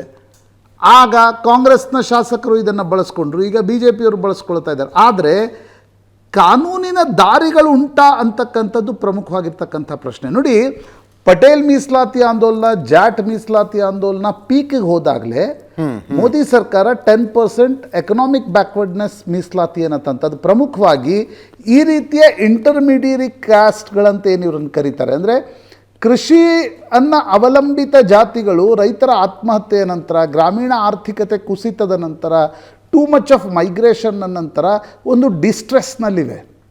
ಆ ಡಿಸ್ಟ್ರೆಸ್ ಎಕನಾಮಿಕಲಿ ಕೂಡ ಇದೆ. ಆ ಡಿಸ್ಟ್ರೆಸ್ನ ಕಾರಣದಿಂದ ಈ ಮೀಸಲಾತಿ ಆಂದೋಲನಗಳು ಕೂಡ ಹುಟ್ಟಿಕೊಳ್ತಾ ಇವೆ. ಕರ್ನಾಟಕದಲ್ಲಿ ಇದಕ್ಕೆ ಇನ್ನೊಂದು ಆಯಾಮದಿಂದ ನೋಡೋದಾದರೆ, ಯಡಿಯೂರಪ್ಪನವರ ಸಂದರ್ಭದಲ್ಲಿ ಒಂದು ಪಂಚಮಸಾಲಿ ಸೇರಿದಂತೆ ಎಲ್ಲ ಲಿಂಗಾಯತರನ್ನು ಕೇಂದ್ರದ OBC ಪಟ್ಟಿಗೆ ಸೇರಿಸಬೇಕು ಅಂತ ಒಂದು ಮನವಿ ಕರ್ನಾಟಕ ಸರ್ಕಾರದಿಂದ ಹೋಯಿತು. ದೇವೇಗೌಡರಿದ್ದಾಗ ಅವರು ಕುಂಚಟಿಗರನ್ನು ಬಿಟ್ಟು ಉಳಿದವರೆಲ್ಲರನ್ನ ಒಕ್ಕಲಿಗರನ್ನು ಕೇಂದ್ರದ OBC ಪಟ್ಟಿಯಲ್ಲಿ ಸೇರಿಸಿದ್ರು. ಅವರು ಅದಕ್ಕೆ ಕಾರಣ ಕೊಟ್ಟಿದ್ರು, ಮೈಸೂರು ಮಹಾರಾಜರಿದ್ದಾಗಲೇ OBC ಪಟ್ಟಿಯಲ್ಲಿದ್ದರು ಅಂತ. ಈಗ ಜಗದೀಶ್ ಶೆಟ್ಟರ್ ಮುಖ್ಯಮಂತ್ರಿ ಆಗಿರ್ತಕ್ಕಂಥ ಅವಧಿಯಲ್ಲಿ ಏನಾಯಿತು, ಬೇಡ ಜಂಗಮ ಸರ್ಟಿಫಿಕೇಟ್ ಕೊಡ್ಲಿಕ್ಕೆ ಶುರು ಮಾಡಿದರು. ಬಣಜಿಗರು ಅನೇಕರು ಇಲ್ಲ ಹಿಂದೂ ಬಣಜಿಗ, ಈಗ ಬಲಿಜರನ್ನು ಸೇರಿಸುವಾಗ ಬಣಜಿಗರು ಹಿಂದೂ ಬಣಜಿಗ ಸರ್ಟಿಫಿಕೇಟ್ ತೆಗೆದುಕೊಂಡು ಅವರು ಕೂಡ 2Aಗೆ ಬಂದರು. ಹಿಂದೂ ಗಾಣಿಗ ಅಂತ ಹೇಳಿಕೊಂಡು 2Aಗೆ ಬಂದವರಿದ್ದಾರೆ. ಪಂಚಮಸಾಲಿಗಳು ಮಾತ್ರ 3Bಯಲ್ಲಿ, ಅಂದರೆ ಅವ್ರಿಗೆ ಆ ವರ್ಟಿಕಲ್ ಮೊಬಿಲಿಟಿಗೆ ಯಾವುದೇ ರೀತಿಯಾಗಿರ್ತಕ್ಕಂಥ ಕಾರಣಗಳಿಲ್ಲ. ಅವ್ರಿಗೆ ಹೇಳ್ತಿರ್ತಕ್ಕಂಥದ್ದು ನೋಡಿ, ನಾವು ಕೃಷಿಯನ್ನೇ ಅವಲಂಬಿತವಾಗಿ ಬದುಕ್ತಾ ಇರತಕ್ಕಂಥ ಒಂದು ಸಮುದಾಯ, ಗ್ರಾಮೀಣ ಆರ್ಥಿಕತೆ ಕುಸಿತದ ನಂತರ ನಮ್ಮ ಪಕ್ಕದಲ್ಲಿರ್ತಕ್ಕಂಥ ಲಿಂಗಾಯತ ಸಮುದಾಯದವನೇ ಹೋಗಿ 2Aದಲ್ಲಿ ಸರ್ಟಿಫಿಕೇಟ್ ತೆಗೆದುಕೊಳ್ಬೇಕಾದ್ರೆ ನಮ್ಗೆ ಯಾಕೆ ನೀವು 2Aದಲ್ಲಿ ಕೊಡಲ್ಲ, ನಮಗೂ 2Aದಲ್ಲಿ ಕೊಡಿ ಅನ್ನೋದು ಅವ್ರದ್ದು ಬೇಡಿಕೆ. ಆದರೆ ಸಮಸ್ಯೆ ಇರೋದು, ಈಗ ನೋಡಿ, ಕುಲಶಾಸ್ತ್ರೀಯ ಅಧ್ಯಯನಕ್ಕೆ ಬೊಮ್ಮಾಯಿ ಸರ್ಕಾರ ಕೊಡ್ತು. ಎಲ್ಲಿದೆ ಅದು ಕುಲಶಾಸ್ತ್ರೀಯ ಅಧ್ಯಯನದ ರಿಪೋರ್ಟ್ ಎಲ್ಲಿದೆ? ಇಲ್ಲ. ನೀವು ಸಿದ್ದರಾಮಯ್ಯನವರು ಏನೊಂದು ಸಮೀಕ್ಷೆ ಮಾಡಿಸಿದ್ರು, ಆರ್ಥಿಕ ಸಾಮಾಜಿಕ ಸರ್ವೇಕ್ಷಣೆಯನ್ನು ಮಾಡಿಸಿದ್ರು. ಅದರ ರಿಪೋರ್ಟ್ ಬಗ್ಗೆ ಎಲ್ಲ ಸಮುದಾಯಗಳಿಗೆ ರಿಸರ್ವೇಷನ್ಸ್ಗಳಿವೆ. ಯಾಕಂದರೆ ಅದು 80% ಮಾತ್ರ ಅಧ್ಯಯನ ಮಾಡಲಾಗಿದೆ, 20% ಸುಮ್ಮನೆ ಬರೀಲಾಗಿದೆ. ಹೌದು. ಒಕ್ಕಲಿಗರು ಲಿಂಗಾಯತರಿಗೆ ಇರ್ತಕ್ಕಂಥ ಬಹುದೊಡ್ಡ ಆತಂಕ, ಅಲ್ಲಿ ನಮ್ಮ ಸಂಖ್ಯೆ ಕಡಿಮೆ ಆಗುತ್ತೆ. ನಾಳೆ ಈಗ ಜಾತಿ ಗಣತಿ ಮಾಡಿದ ನಂತರ ಇದನ್ನು ಕೊಡಬಹುದಾ ಅಂತಕ್ಕಂಥದ್ದು ಬಂದರೆ, ಜಾತಿ ಗಣತಿ ಮಾಡಿದ ತಕ್ಷಣ ನೀವು ಹೆಂಗೆ ಬೆನಿಫಿಟ್ಸ್ ಕೊಡ್ತೀರಿ ಅದರ ಪ್ರಕಾರ ಮೂಮೆಂಟ್ ಹೋಗುತ್ತೆ. ಈಗ ಲಿಂಗಾಯತರಲ್ಲಿ ಬಸವಣ್ಣನ ಕಾಲದಿಂದ 93 ಉಪಪಂಗಡಗಳಿವೆ. ಅದರಲ್ಲಿ ಮಾದ್ರು ಸಾದರಾಗಿ ಪರಿವರ್ತಿತ ಆಗಿರ್ತಕ್ಕಂಥ ಸಮುದಾಯಗಳಿವೆ. Okay okay. ಪಂಚಮಸಾಲಿ ಇದ್ದಾರೆ, ಜಂಗಮ್ರಿದ್ದಾರೆ, ಗಾಣಿಗರಿದ್ದಾರೆ, ಬಣಜಿಗರಿದ್ದಾರೆ, ಅದರ ಜೊತೆ ಲಿಂಗಾಯತ ಕುಂಬಾರ ಇದ್ದಾರೆ. ಆ ರೀತಿಯ 99 ಪಂಗಡಗಳಿವೆ. ಆದರೆ ಇತ್ತೀಚೆಗೆ ಏನು ಶುರುವಾಗಿದೆ, ಈ ಜಾತಿ ಕಾಲಮ್ ಅಂತಕ್ಕಂಥದ್ದು ಬಂದ ತಕ್ಷಣ ಲಿಂಗಾಯತ ಹಾಕಿದರೆ ನಾವು 3Bಯಲ್ಲಿರ್ತೀವಿ, ನಾವು ವರ್ಟಿಕಲ್ ಮೊಬಿಲಿಟಿಯನ್ನು ತೆಗೆದುಕೊಳ್ಬೇಕಾದ್ರೆ ಹಿಂದೂ ಗಾಣಿಗ ಅದನ್ನು ಹಾಕ್ಬಿಟ್ರೆ ಒಳ್ಳೇದಲ್ವಾ ಅನ್ನುವ ಚರ್ಚೆ ಕೂಡ ಶುರುವಾಗಿದೆ. ಹೀಗಾಗಿ ಜಾತಿ ಗಣತಿ ಮಾಡಿದರೆ ಇಡೀ ಲಿಂಗಾಯತ ಸಮುದಾಯದ ಏನೊಂದು ಪರ್ಸೆಂಟೇಜ್ ಇದೆ ಅದು ಎಲ್ಲಿ ಡೌನ್ ಆಗುತ್ತಾ ಅಂತಕ್ಕಂಥ ಆತಂಕ ಕೂಡ ಸಮುದಾಯದ ನಾಯಕರಿಗಿದೆ. ಹೀಗಾಗಿ ಇದೊಂದು ಟ್ರಿಕಿ ಸಿಚುವೇಶನ್. ನನಗನ್ಸುತ್ತೆ ಯಾವ ಸರ್ಕಾರ ಬಂದರೂ ಕೂಡ ಇದನ್ನು ಪರಿಹರಿಸಲಿಕ್ಕೆ ಸಾಧ್ಯ ಆಗುತ್ತಾ. ಅದೇ ಕಾರಣದಿಂದ 10% ಎಕನಾಮಿಕ್ ಬ್ಯಾಕ್ವರ್ಡ್ನೆಸ್ ಮೀಸಲಾತಿಯನ್ನು ಕೊಟ್ಟಿರ್ತಕ್ಕಂಥ ಸಂದರ್ಭದಲ್ಲಿ ಬೇರೆ ಕಡೆ ಈ ಸಮಸ್ಯೆ ಇಲ್ಲ. ಈಗ ಮಹಾರಾಷ್ಟ್ರದಲ್ಲಿ ಮರಾಠರು ಬ್ಯಾಕ್ವರ್ಡ್ ಲಿಸ್ಟಲ್ಲಿಲ್ಲ, ಗುಜರಾತ್ನಲ್ಲಿ ನಿಮ್ಗೆ ಪಟೇಲ್ರು ಬ್ಯಾಕ್ವರ್ಡ್ ಲಿಸ್ಟ್ನಲ್ಲಿಲ್ಲ, ಹರಿಯಾಣದಲ್ಲಿ ಜಾಟ್ರು ಬ್ಯಾಕ್ವರ್ಡ್ ಲಿಸ್ಟ್ನಲ್ಲಿಲ್ಲ. ಹಿಂಗಾಗಿ ಅವ್ರು 10% ಎಕನಾಮಿಕ್ ಬ್ಯಾಕ್ವರ್ಡ್ನೆಸ್ನಲ್ಲಿ ಬಂದ್ಬಿಟ್ರು. ಕರ್ನಾಟಕದಲ್ಲಿ ಮಾತ್ರ 10% ಎಕನಾಮಿಕ್ ಬ್ಯಾಕ್ವರ್ಡ್ನೆಸ್ನಲ್ಲಿ ತುಂಬ ಕಡಿಮೆ ಸಮುದಾಯಗಳಿವೆ. BJP ಅವರು ಹೇಳಿದ್ರು ಮುಸ್ಲಿಮ್ರನ್ನ ಅಲ್ಲಿ ಕಳಿಸ್ತೀವಿ ಅಂತ, ಕೋರ್ಟ್ ಒಪ್ಪಲಿಲ್ಲ ಅದಕ್ಕೆ. ನೀವು 20 ವರ್ಷ ಅವ್ರನ್ನ ಇಟ್ಟು ಈಗ ಕಳಿಸ್ತೀರಿ ಅಂತ. ಬ್ರಾಹ್ಮಣರು, ಮೊದಲಿಯಾರ್ ಮತ್ತು ವೈಶ್ಯ ಕಮ್ಯುನಿಟಿ ಬಿಟ್ಟರೆ 10%ಅಲ್ಲಿ ಬೇರೆ ಯಾರೂ ಬರೋಲ್ಲ. ಯಾಕಂದರೆ ಇಲ್ಲಿ ಲಿಂಗಾಯತರು ಮತ್ತು ಒಕ್ಕಲಿಗ ಎರಡೂ ಪ್ರಮುಖ ಸಮುದಾಯಗಳು ಅವರು ಹಿಂದುಳಿದ ಪಟ್ಟಿಯಲ್ಲಿದ್ದಾರೆ. ಆ ಕಾರಣದಿಂದ ಈ ಕನ್ಫ್ಯೂಷನ್ ಜಾಸ್ತಿ ಇದೆ ಅಂತ ಅನಿಸುತ್ತೆ. ಇದಕ್ಕೆ ಪರಿಹಾರ ಯಾವ ಸರ್ಕಾರ ಬಂದರೂ ಕೊಡ್ಲಿಕ್ಕೆ ಸಾಧ್ಯ ಆಗುತ್ತಾ, ಅಥವಾ ಕೇಂದ್ರದ OBC ಪಟ್ಟಿಯಲ್ಲಿ ಲಿಂಗಾಯತರನ್ನು ಸೇರಿಸೋದ್ರಿಂದ ಒಂದಿಷ್ಟು ಲಾಭ ಆಗುತ್ತಾ? ಈ ಬಗ್ಗೆ ನನಗನ್ಸುತ್ತೆ ಇದು ಬೀದಿ ಹೋರಾಟದಿಂದ ಬಗೆಹರಿತಕ್ಕಂಥ ಸಮಸ್ಯೆ ಅಲ್ಲ. ಸರಿ, ಎಲ್ರಿಗೂ ಬೀದಿ ಹೋರಾಟಗಳನ್ನು ಮಾಡ್ತಕ್ಕಂಥ ಅಧಿಕಾರ ಇದೆ, ಅದನ್ನು ಯಾರೂ ಕೂಡ ಮಾಡ್ಬೋದು. ಆದರೆ ಇದಕ್ಕೊಂದು ಕಾಂಕ್ರೀಟ್ ಆಗಿರ್ತಕ್ಕಂಥ ಒಂದು ಬ್ರೇನ್ ಸ್ಟಾರ್ಮಿಂಗ್ನ ಅವಶ್ಯಕತೆ ಎಲ್ಲ ರಾಜಕೀಯ ಪಕ್ಷಗಳು, ಕಾನೂನು ತಜ್ಞರು ಮತ್ತು ಸಮುದಾಯದ ನಾಯಕರ ನಡುವೆ ಇದೆ ಅಂತ ಅನ್ಸುತ್ತೆ ನನಗೆ. Otherwise this can turn in to social fault line. ನೀವೇ ಈಗ ಹೇಳ್ತಾ ಇದ್ರಿ, ಕುರುಬ ಸಮುದಾಯದವರು ಬಂದು ಹೇಳ್ತಾ ಇದ್ದಾರೆ ಇಲ್ಲ ನಮ್ಮ ಪಟ್ಟಿಯಲ್ಲಿ ಯಾಕೆ ಸೇರಿಸ್ತೀರಿ ಅಂತ. ಆಗ ಕೂಡಲ ಸಂಗಮ ಶ್ರೀಗಳೇನು ಹೇಳಿದರು, ಇಲ್ಲ ಕುರುಬರನ್ನು ನೀವು STಗೆ ಹಾಕಿ ಅಂತ. ST ಹೋರಾಟ ಕುರುಬರು ನಡೆಸಿದಾಗ ಸಿದ್ದರಾಮಯ್ಯನವರು ಆ ಹೋರಾಟಕ್ಕೆ ಹೋಗಿರಲಿಲ್ಲ, ನಿಮ್ಗೆ ನೆನಪಿದ್ರೆ. ಕರೆಕ್ಟ್, ಹೌದು. ಅದು ಸಾಧ್ಯ, ಯಾಕಂದರೆ ಅಲ್ಲಿ ನಾಯಕರಿದ್ದಾರೆ. They will opposite. 7% ಮೀಸಲಾತಿಯಲ್ಲಿ ಕುರುಬರು ಬಂದುಬಿಟ್ರೆ ನಮ್ದೇನು ಗತಿ ಅನ್ನೋದು ಅವ್ರಿಗೆ ಚಿಂತೆ ಇರುತ್ತೆ.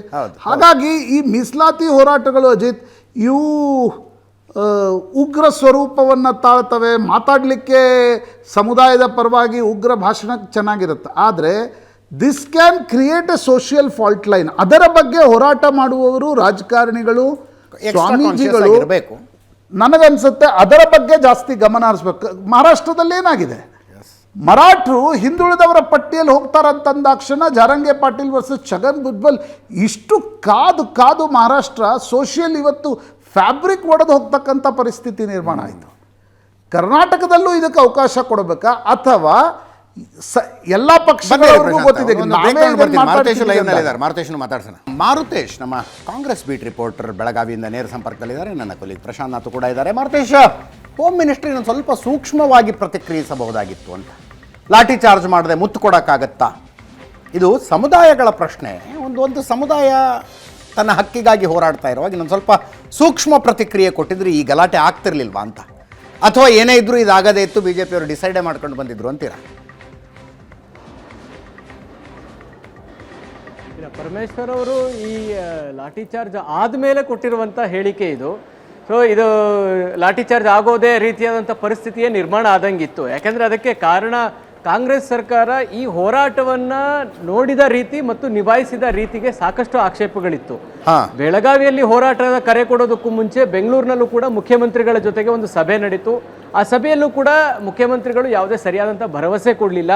ನೀವು 5 ವರ್ಷ ತಗೋತಿರೋ, 4 ವರ್ಷ ತಗೋತಿರೋ, 2 ವರ್ಷ ತಗೊಳ್ತಿರೋ, ಒಂದು ಟೈಮ್ ಲಿಮಿಟ್ ಆದರೂ ಹೇಳಿ ಎನ್ನುವಂಥ ಒತ್ತಾಯವನ್ನು ಸಮುದಾಯದ ಮುಖಂಡರು CM ಅವರ ಗೃಹ ಕಚೇರಿ ಕೃಷ್ಣದಲ್ಲಿ ನಡೆದಂಥ ಸಭೆಯಲ್ಲೂ ಕೂಡ ಒತ್ತಾಯ ಮಾಡಿದ್ರು. ಆಗಲೂ ಮುಖ್ಯಮಂತ್ರಿಗಳು ಯಾವುದೇ ಭರವಸೆಯನ್ನು ಕೊಡಲಿಲ್ಲ. ಆಗಲೂ ಆ ಒಂದು ಸಭೆ ಕೂಡ ಮುರಿದು ಬಿದ್ದಿತ್ತು. ಅದಾದಮೇಲೆ ಟ್ರ್ಯಾಕ್ಟರ್ ಮೂಲಕ ನಾವು ಪ್ರತಿಭಟನೆ ಮಾಡ್ತೀವಿ ಅಂದಾಗ ಅದಕ್ಕೆ ತಡೆ ಒಡ್ಡಿದ್ರು, ನಿಷೇಧ ಒಡ್ಡಿದ್ರು.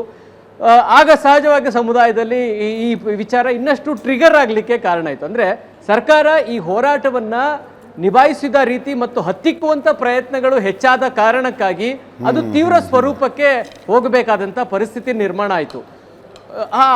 ಆ ಒಂದು ಬೆಳವಣಿಗೆ ಅಂದರೆ ಸರ್ಕಾರ ನಿಷೇಧ ಹೇರಿತು, ಟ್ರ್ಯಾಕ್ಟರ್ಗಳು ಯಾರು ಬರಬಾರ್ದು ಬೆಳಗಾವಿಗೆ ಅನ್ನುವಂಥ ನಿಷೇಧವನ್ನು ಹೇರಿದ್ರು. ಆಮೇಲೆ ಕೋರ್ಟ್ಗೆ ಹೋಯಿತು ಈ ವಿಚಾರ. ಸೊ ಈ ಬೆಳವಣಿಗೆ ಸರ್ಕಾರಕ್ಕೂ ಸಹಜವಾಗಿ ಕೋರ್ಟ್ ತನಕ ಹೋಯ್ತಲ್ಲ ಈ ವಿಚಾರ ಅನ್ನುವಂಥ ಮುಜುಗರವನ್ನು ಎದುರಿಸಬೇಕಾಯಿತು. ಆ ಸಮುದಾಯದ ಹೋರಾಟದ ನೇತೃತ್ವ ವಹಿಸಿದಂಥವರು ಕೂಡ ನಮ್ಮ ಹೋರಾಟವನ್ನು ಹತ್ತಿಕ್ಕೋದಕ್ಕೆ ಸರ್ಕಾರ ಮುಂದಾಗ್ತಾ ಇದೆ ಅನ್ನುವಂಥ ವಿಚಾರ ಕೂಡ ಹೆಚ್ಚು ಈ ಹೋರಾಟ ತೀವ್ರವಾಗಲಿಕ್ಕೆ ಕಾರಣ ಆಯಿತು. ಜೊತೆಗೆ CM ಖುದ್ದು ಸ್ಥಳಕ್ಕೆ ಬರಬೇಕು ಅನ್ನುವಂಥ ಒತ್ತಾಯವನ್ನು ಕೂಡ ಹೋರಾಟಗಾರರು ಮಾಡಿದರು. ಅದಾಗಲಿಲ್ಲ.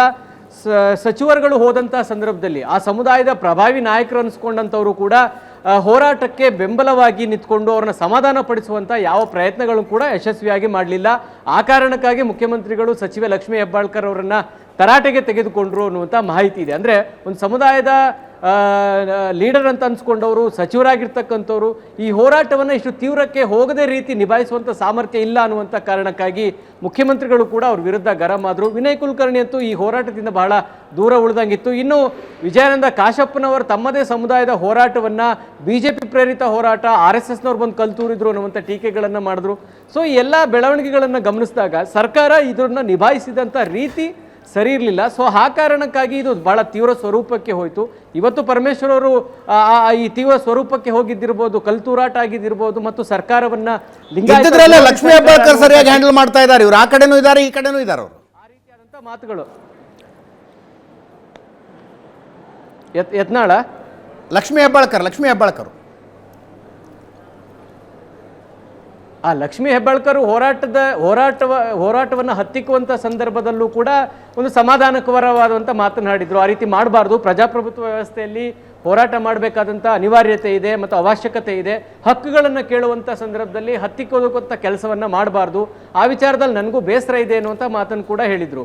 ಸೊ ಜೊತೆಗೆ ಸಮುದಾಯದಲ್ಲಿ ಅಂದರೆ ಸ್ವಾಮೀಜಿಯವ್ರನ್ನ ಮನವೊಲಿಸುವಂಥ ನಿಟ್ಟಿನಲ್ಲಂತೂ ಅವರು ಹೆಚ್ಚು ಪ್ರಯತ್ನ ಮಾಡದೇ ಇದ್ರು ಕೂಡ ಸಮುದಾಯದ ಜೊತೆಗಿರುವ ರೀತಿ ಅವರ ಅಭಿಪ್ರಾಯ ಮತ್ತು ಅವರ ನಡವಳಿಕೆ ಕೂಡ ಇತ್ತು. ವಿನಯ್ ಕುಲಕರ್ಣಿ, ವಿಜಯಾನಂದ ಕಾಶಪ್ಪನವ್ರನ್ನ ಹೊರತು ನೋಡೋದಾದರೆ ಲಕ್ಷ್ಮೀ ಹೆಬ್ಬಾಳ್ಕರ್ ಸಮುದಾಯದ ಜೊತೆಗೆ ಇದ್ದಾರೆ. ಜೊತೆಗೆ ಸರ್ಕಾರದ ಜೊತೆಗೂ ಸಮನ್ವಯ ಸಾಧಿಸುವಂಥ ನಿಟ್ಟಿನಲ್ಲಿ ಪ್ರಯತ್ನ ಮಾಡಿದಾಗಲೂ ಕೂಡ ಅದು ಯಶಸ್ವಿ ಆಗಲಿಕ್ಕೆ ಸಾಧ್ಯ ಆಗಿರಲಿಲ್ಲ. ಆ ಕಾರಣಕ್ಕಾಗಿ ಈ ಹೋರಾಟ ತೀವ್ರಗೊಂಡಿರುವಂಥದ್ದು.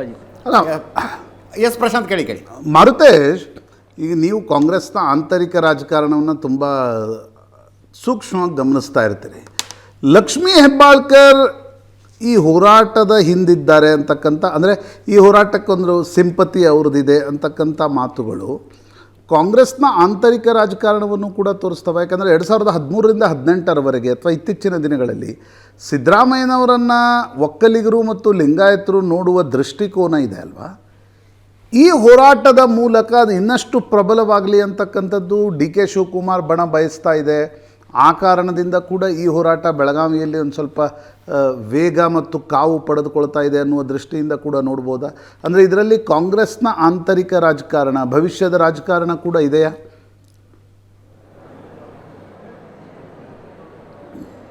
ಖಂಡಿತ ಇದೆ. ಯಾಕೆಂದರೆ ಇದೇ ಸಮುದಾಯದ ಸ್ವಾಮೀಜಿಗಳು ಬೆಂಗಳೂರಿನಲ್ಲಿ ಉಪವಾಸ ಸತ್ಯಾಗ್ರಹ ಮಾಡಿದಾಗ ಸ್ವತಃ DK ಶಿವಕುಮಾರ್ ಹೋಗಿ ಸ್ವಾಮೀಜಿಗಳ ಜೊತೆ ಕೂತು ಪ್ರತಿಭಟನೆಗೆ ಬೆಂಬಲವನ್ನು ವ್ಯಕ್ತಪಡಿಸಿ, ವಿರೋಧ ಪಕ್ಷದಲ್ಲಿದ್ದಾಗ ಹೋಗಿದ್ರು, ಬೆಂಬಲ ವ್ಯಕ್ತಪಡಿಸಿದ್ರು.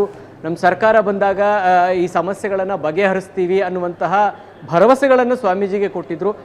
ಈ ಹೋರಾಟವನ್ನು ಮಾಡುವಂಥ ಸಂದರ್ಭದಲ್ಲಿ ನೀವು ಗಮನಿಸಿದಾಗ DK ಶಿವಕುಮಾರ್ ಅವರ ಈ ಲಾಠಿ ಚಾರ್ಜ್ನ ಹೇಳಿಕೆ, ಅಂದರೆ ಲಾಠಿ ಚಾರ್ಜ್ನ ಬೆಳವಣಿಗೆಗಳ ಬಗ್ಗೆಯೂ ಕೂಡ ಅವರು ಖಂಡಿಸುವಂಥದ್ದಾಗಲಿ ಅಥವಾ ಹೋರಾಟ ಮಾಡಿದ್ದು ತಪ್ಪು ಅನ್ನುವಂಥದ್ದಾಗಲಿ ಅಥವಾ ಮಾಡಿದ ರೀತಿ ಸರಿ ಇಲ್ಲ ಅನ್ನುವಂಥದ್ದಾಗಲಿ ಆ ಥರದ ಮಾತುಗಳು ನಮಗೆಲ್ಲೂ ಕೂಡ DK ಶಿವಕುಮಾರ್ ಅವರಿಂದ ಈ ತನಕ ಕೂಡ ಅಂತ ಒಂದು ಮಾತುಗಳು ಕೂಡ ವ್ಯಕ್ತವಾಗ್ತಾ ಇಲ್ಲ. ಲಕ್ಷ್ಮೀ ಹೆಬ್ಬಾಳ್ಕರ್ ಕೂಡ ಬಹಳ ಸಾಫ್ಟಾಗಿ ಪ್ರತಿಕ್ರಿಯಿಸ್ತಾ ಇದ್ದಾರೆ. ಸರ್ಕಾರದ ನಡವಳಿಕೆ ಬಗ್ಗೆಯೇ ಟೀಕೆಗಳನ್ನು ವ್ಯಕ್ತಪಡಿಸ್ತಾ ಇದ್ದಾರೆ. ಈ ಎರಡೂ ಬೆಳವಣಿಗೆ, ಇದೊಂದೇ ಮಾತು, ಲಿಂಗಾಯತ ಸಮುದಾಯದ ಮಾತ್ರ ಅಲ್ಲ, ಚಂದ್ರಶೇಖರ ಸ್ವಾಮೀಜಿಯವರ ವಿರುದ್ಧ FIR ಆದಂಥ ಸಂದರ್ಭದಲ್ಲೂ ಕೂಡ ಅದನ್ನೂ ಕೂಡ ಈಗ ಉಲ್ಲೇಖ ಮಾಡಲಿಕ್ಕೆ ಶುರು ಮಾಡಿದ್ದಾರೆ. ಒಂದು ಕಡೆ ಒಕ್ಕಲಿಗರ ವಿರೋಧಿ ಸರ್ಕಾರ, ಇನ್ನೊಂದು ಕಡೆ ಲಿಂಗಾಯತರ ವಿರೋಧಿ ಸರ್ಕಾರ ಅನ್ನುವಂತಹ ಪಟ್ಟವನ್ನು ಸಿದ್ದರಾಮಯ್ಯನವರ ಸರ್ಕಾರಕ್ಕೆ ಕಟ್ಟುವಂಥ ಪ್ರಯತ್ನ ಕಾಂಗ್ರೆಸ್ನ ಒಳಗೂ ಕೂಡ ಬಹಳ ವ್ಯವಸ್ಥಿತವಾಗಿ ಆಗ್ತಾ ಇದೆ. ಡಿ.ಕೆ. ಶಿವಕುಮಾರ್ ಅವರು ಚಂದ್ರಶೇಖರ ಸ್ವಾಮೀಜಿಯವರ ಪರವಾಗಿ, ಅಂದರೆ ಅವರ ವಿರುದ್ಧವಾಗಿ ಮಾತನಾಡಿದ್ರು ಕೂಡ, ಸ್ವಾಮೀಜಿ ಆದರೂ ಇಂಥ ಹೇಳಿಕೆಗಳನ್ನು ಕೊಡಬಾರ್ದು ಅನ್ನುವಂಥ ಮಾತನ್ನು ಹೇಳಿದರು. ಆದರೆ ಅದೇ ಡಿ.ಕೆ. ಸುರೇಶ್ ಸ್ವಾಮೀಜಿಯವರು ಕ್ಷಮೆ ಕೇಳಿದ ಮೇಲೆ ಬಿಡಬೇಕಾಗಿತ್ತು ಅನ್ನುವಂಥ ಮಾತನ್ನು ಕೂಡ ಬಹಳ ಖಡಕ್ಕಾಗಿ ಹೇಳಿರ್ತಕ್ಕಂಥದ್ದು ಕೂಡ ಕಣ್ಮುಂದೆ ಇದೆ. ಅಂದರೆ ಕಾಂಗ್ರೆಸ್ನ ಒಳಗೂ ಕೂಡ ಆ ರೀತಿಯಾದಂಥ ಬೆಳವಣಿಗೆಗಳು ಬಹಳ ಸ್ಪಷ್ಟವಾಗಿ ಆಗ್ತಾ ಇದೆ. ಈ ಹೋರಾಟ ನಡೀಲಿ ಬಿಡಿ ಅನ್ನುವ ರೀತಿಯಲ್ಲೂ ಕೂಡ ಕೆಲವರು ಅಭಿಪ್ರಾಯಗಳನ್ನು ಕೂಡ ಇಟ್ಕೊಂಡಿರುವಂಥದ್ದು ಸ್ಪಷ್ಟವಾಗಿ ಕಾಣಿಸ್ತಾ ಇದೆ. Prashant sir. Yes, thank you so much Marutesh, ನಿಮ್ಮ ಎಲ್ಲ ಮಾಹಿತಿಗೆ. ಪಂಚಮಸಾಲಿ ಹೋರಾಟ ಈ ಅಧಿವೇಶನದಲ್ಲಿ ಪೀಕಿಗೆ ಹೋಗಿದೆ. ಬಿಜೆಪಿಯವರು ಕೇಳೋದು, ನಾವು ಆಡಳಿತದಲ್ಲಿದ್ದಾಗಲೂ ಈ ಹೋರಾಟ ನಡೀತಾ ಇತ್ತು, ನಾವು ಮಾತ್ರ ಯಾವುದೇ ಲಾಠಿ ಚಾರ್ಜ್ ಮಾಡಿರಲಿಲ್ಲ, ಇಂಥ ದೌರ್ಜನ್ಯ ಎಸಗಿರಲಿಲ್ಲ. ಅಂಬೇಡ್ಕರ್ ಪ್ರತಿಮೆ ಎದುರು ಪ್ರತಿಭಟನೆಯನ್ನು ಕೂಡ ಬಿಜೆಪಿ ಸದಸ್ಯರು ಮಾಡಿದ್ರು.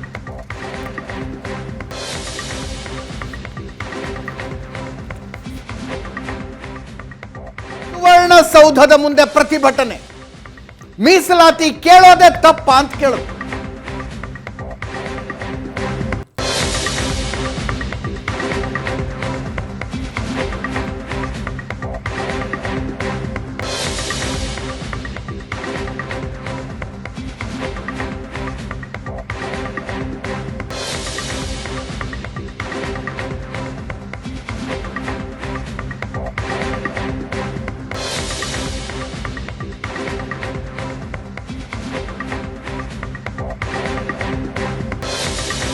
ಇದೆಲ್ಲದರ ಮಧ್ಯದಲ್ಲಿ ಹಾಗೆ ಉಳಿದ ಇನ್ನೊಂದು ಪ್ರಶ್ನೆ, ಬಿಜೆಪಿಯಲ್ಲಿ ಯತ್ನಾಳರ ಅಸಮಾಧಾನ ಇನ್ನು ತಣ್ಣಗೆ ಆಗಿಲ್ವಾ ಅಂತ.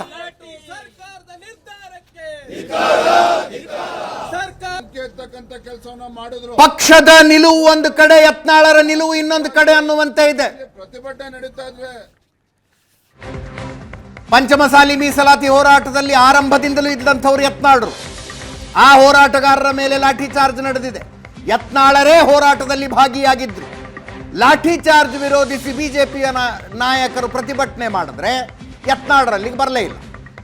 ಈ ಪ್ರತಿಭಟನೆಯಲ್ಲಿ ಯತ್ನಾಳರು ಇರಲಿಲ್ಲ.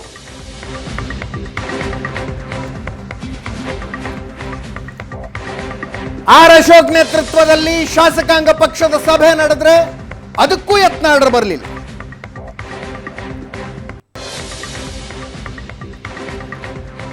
ಮೊದಲ ದಿನ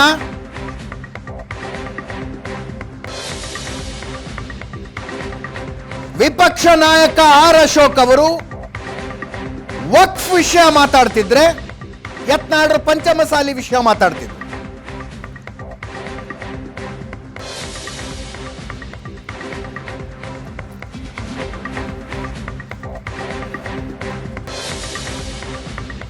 ಈಗ ಪಂಚಮಸಾಲಿ ವಿಷಯದ ಚರ್ಚೆ ಆಗ್ತಾ ಇದೆ, ಯತ್ನಾಳರು ಸುಮ್ಮನಿದ್ದಾರೆ.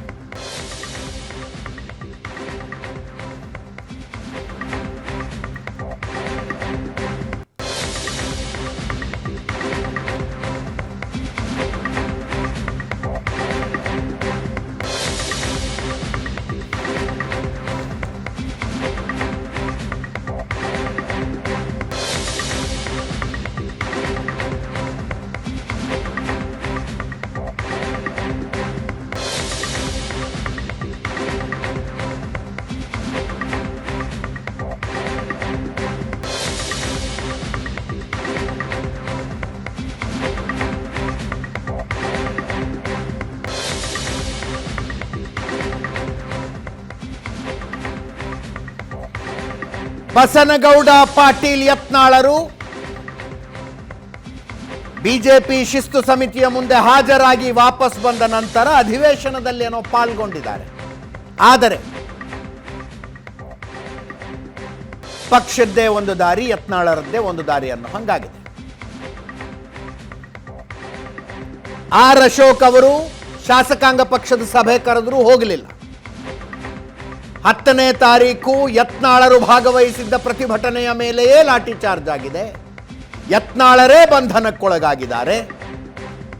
ಇವತ್ತು ಬಿಜೆಪಿಯವರು ವಿಜಯೇಂದ್ರ ನೇತೃತ್ವದಲ್ಲಿ ಪ್ರತಿಭಟನೆ ಮಾಡಿದ್ರೆ, ಲಾಠಿ ಚಾರ್ಜ್ ವಿರುದ್ಧ ಪ್ರತಿಭಟನೆ ಮಾಡಿದ್ರೆ ಯತ್ನಾಳರಲ್ಲಿಗೆ ಹೋಗಲಿಲ್ಲ.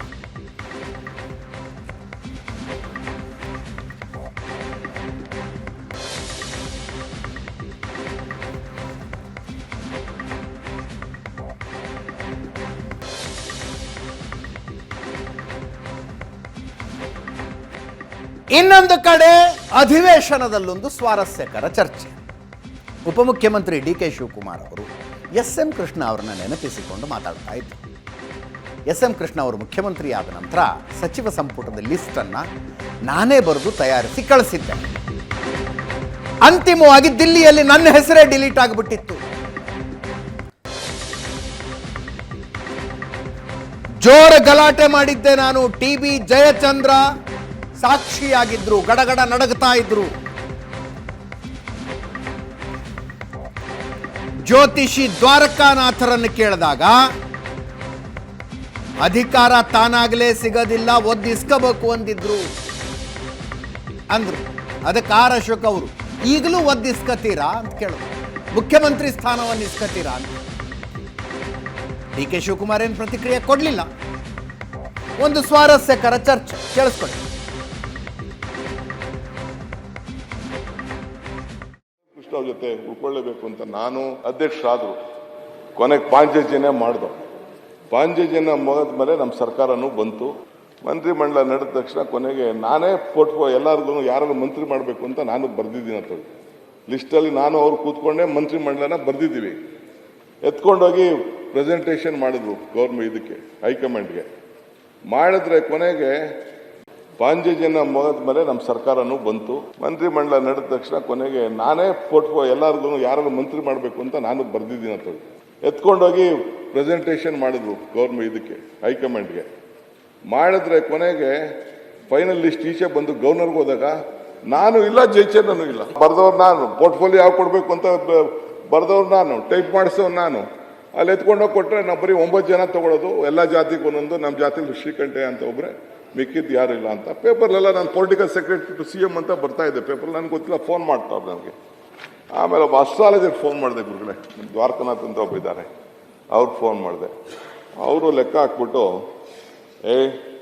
ಒದ್ದು ಕಿತ್ಕೋಬೇಕು ಅಂದರು. ಜಯಚಂದ್ರ ಇದ್ದ ಒಬ್ಬ PA ನನಗೆ ಫೋನ್ ಮಾಡಿದೆ. ಇವತ್ತು ಆ PA ಇಟ್ಕೊಂಡಿದ್ದೀನಿ. ಅವ್ರ ಹತ್ರ ಇದ್ದೋ ನನ್ನ ಹತ್ರ ಸೇರಿಸ್ಕೊಂಡಿದ್ದೆ. ನಾನು PS ಇದ್ದು ಇದಕ್ಕೆ ಇಟ್ಕೊಂಡಿದ್ದೀನಿ. ಸೊ ನಾನು ಜಯಚಂದ್ರ ಇಬ್ಬರು ಓದೋ ಬಾಕ್ಲು ಒದ್ದಿದ್ದೆ ನಾನು. ಇವನು ಜಯಚಂದ್ರ ಗಡಗಡ ಅಂತ ನಡುತ್ತಾ ಇದ್ದಾರೆ. ಇಲ್ಲೇ ಕೂತಿದ್ದಾನೆ, ಗಡಗಡ ಅಂತ ನಡುತ್ತಾ ಇದ್ದಾರೆ. ಮಲಗಿದ್ದವ್ರು ಎದ್ದು ಬಂದರು, ನಿಮ್ಮನ್ನ PCC ಟ್ರೈನ್ ಮಾಡಿದ್ದೀವಿ, ನಿಮ್ಮನ್ನ ಚೀಫ್ ಮಿನಿಸ್ಟರ್ ಮಾಡಿದ್ವಿ. Without me there is no government under. Jayachandra, do you agree with my word? You can't take swearing without me. If you want to take swearing, only with me. ಇಲ್ಲಾಂದ್ರೆ ಯಾರು ಇಲ್ಲದೆ ಹೋಗ್ಲಿ, ನಾನು ಇರಬೇಕು ಅಂತ ಹೇಳಿದೆ. Governor ಹೊರಟೋಗಿದೆ, time fix ಆಗಿದೆ, ಏನೆಲ್ಲ ಶಾಮಿಯಾನೆಲ್ಲ ಆಗ್ತಾ ಇದ್ದಾರೆ ಅಲ್ಲಿ. ನಥಿಂಗ್ ಡೂಯಿಂಗ್ ಅಂದೆ. Without me you can't run a government ಅಂತ ಹೇಳಿದೆ. ಏನು ಹಿಂಗೆ ರುದ್ರಾವತಾರ ಆಡ್ತಾ ಇದೆ? ರುದ್ರಾವತಾರ ಅಲ್ಲ ಸ್ವಾಮಿ, ಜನ ನನ್ನ ಬಗ್ಗೆ ಏನು ಮಾತಾಡ್ತಾ ಇದ್ದಾನೆ ಗೊತ್ತು, ಅದೆಲ್ಲ ಸಾಧ್ಯ ಇಲ್ಲ ಅಂತ ಹೇಳಿದೆ. ಅದಕ್ಕೆ ಈ ಜಯಚಂದ್ರ ಸಾಕ್ಷಿ. ಸೊ ಆಮೇಲೆ ಕೊನೆಗೆ ಬೆಳಗ್ಗೆ ಆಮೇಲೆ ಮಿಸಸ್ ಕೃಷ್ಣ ಫೋನ್ ಮಾಡಿದ್ರು. ಇಲ್ಲ, ನಿನಗೆ ನಾನು ವಿಚಾರಿಸಿ ನಮ್ಮ ಜೋಯಿಷ್ ಹತ್ರ ನಿನಗೆ ಟೈಮ್ ಸರಿ ಇಲ್ಲ, ಸ್ವಲ್ಪ ತಾಳ್ಮೆಯಿಂದ ಇರು ಅಂತಾರೆ. ತಿರ್ಗಿ ಅವ್ರ ಮಗಳು ಹೇಳಿದ್ರು, ಅಮ್ಮ ಅದೆಲ್ಲ ಬಿಟ್ಬಿಡಿ, ನಾನು ನನ್ನ ಜ್ಯೋತಿಷ್ ಹತ್ರ ವಿಚಾರಿಸಿದ್ದೀನಿ, ನಾನು ಇವತ್ತು ಮಂತ್ರಿ ಇಲ್ಲ, ನನ್ನ ಮಂತ್ರಿ ಇಲ್ಲ, ನಾನಿಲ್ಲ ಅಂದರೆ ಈ ಸರ್ಕಾರ ಇಲ್ಲ ಅಂತ ಹೇಳಿದೆ. ಕೊನೆಗೆ ಆಯಿತು ಅಂತ ಹೇಳಿ ಕೊನೆಗೆ ಗವರ್ನರ್ ಫೋನ್ ಮಾಡಿ ಸ್ಟಾಪ್ ಮಾಡಿಸಿ ಸ್ವೇರಿಂಗ್ ಸೆರೆಮನಿನ. ತಿರ್ಗಾ ಹೈಕಮಾಂಡ್ಗೆ ಹೋಗಿ ಹೈಕಮಾಂಡ್ ಹತ್ರ ಮಾತುಕತೆ ಮಾಡಿ ತಿರ್ಗಾ ನಾವೆಲ್ಲ ಸೇರಿ ಮಂತ್ರಿ ಆದೋ. ಈಗ ನಾನು ನಿಮ್ಮನ್ನ ಟೀಕೆ ಮಾಡಲ್ಲ, ನಿಮಗೆ ನಿಮ್ಮ ಹಿಸ್ಟ್ರಿಯನ್ನ ಹೇಳಿದ್ದೀರಾ. ಜಯಚಂದ್ರ ಅವರು ಇದಕ್ಕೆಲ್ಲ ಸಾಕ್ಷಿಯಾಗಿದ್ದಾರೆ. ಎಸ್.ಎಂ. ಕೃಷ್ಣ ಅವ್ರ ಬಗ್ಗೆನೂ ಮಾತಾಡಿದ್ದೀರಾ. ನಾನು ಇವತ್ತು ಹೇಳ್ತೀನಿ, ಅವರಿಂದ ನಿಮಗೆ ಒಂದು ಒಳ್ಳೇದಾಗಿದೆ, ಪ್ರಶ್ನೆನೇ ಇಲ್ಲ. ಕಿತ್ಕೊಬೇಕು ಅನ್ನೋದು, ಒದ್ದು ಕಿತ್ಕೊಬೇಕು ಅಂತ. ಈಗ ನೀವು ಯಾವಾಗ ಒದ್ದು ಕಿತ್ಕೊಂತೀರಾ ಆ ಪದವಿನ, ಮುಖ್ಯಮಂತ್ರಿ ಪದವಿನ ನೀವೇ ಹೇಳಿದ್ರೆ, ಯಾವಾಗ ಒದ್ದು ಕಿತ್ಕೊಂತೀರಾ? ನಿಮ್ಮ ಜ್ಯೋತಿಷ್ಯರು ನಿಮಗೆ ಒದ್ದು ಕಿತ್ಕೊಬೇಕು ಅಂತ ಹೇಳಿದ್ದಾರೆ. ನನಗಿರೋ ಪ್ರಕಾರ, ನನಗೂ ನೀವೆಲ್ಲಿ ಹೋಗ್ತೀರಾ ನನಗೂ ಗೊತ್ತಿದೆ, ನೀವೆಲ್ಲಿ ಹೋಗ್ತೀರಾ ಅದು ಗೊತ್ತಿದೆ ನನಗೆ.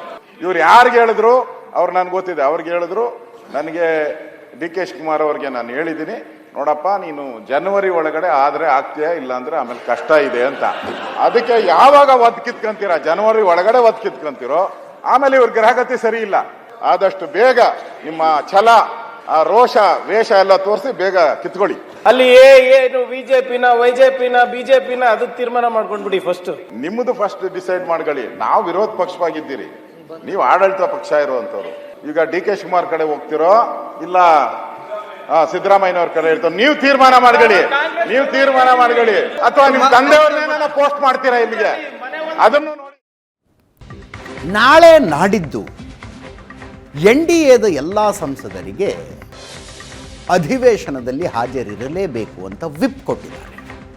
ಪ್ರಮುಖ ಮಸೂದೆಗಳ ಬರೋದಿದೆ ಅಂತ ಅರ್ಥ. ಅದು ವಿಪ್ ಕೊಟ್ಟು ನೀವು ಅಧಿವೇಶನದಲ್ಲಿ ಇರಲೇಬೇಕು, ಮಸೂದೆಗಳ ಪರವಾಗಿ ಮತ ಚಲಾಯಿಸಬೇಕು ಅಂತ ಹೇಳಿದಾಗ ತುಂಬ ಪ್ರಮುಖವಾದ ಮಸೂದೆ ಅಂತ ಅರ್ಥ. ಏನದು? ಬರ್ತಾ ಇರುವ ಮಾಹಿತಿಯ ಪ್ರಕಾರ 1 ನೇಷನ್ 1 ಇಲೆಕ್ಷನ್, ಒಂದು ರಾಷ್ಟ್ರ ಒಂದು ಚುನಾವಣೆ ಮಸೂದೆ ಮಂಡನೆಯಾಗುತ್ತೆ. ಕ್ಯಾಬಿನೆಟ್ ಒಪ್ಪಿಗೆ ಕೊಟ್ಟಿದೆ ಇದಕ್ಕೆ.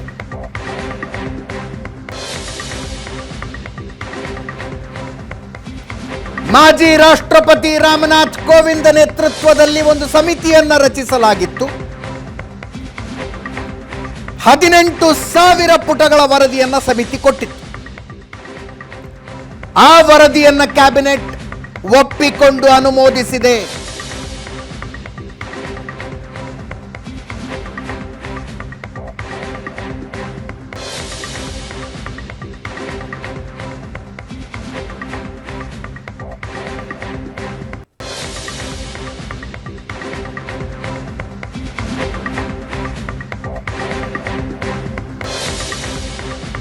ಇದೇ ಅಧಿವೇಶನದಲ್ಲಿ ಮಸೂದೆ ಮಂಡನೆಯಾಗುವ ಸಾಧ್ಯತೆ ಇದೆ. JPCಗೆ ಹೋಗುತ್ತಾ ಏನಾಗುತ್ತಾ ಆಮೇಲಿನ ಮಾತು.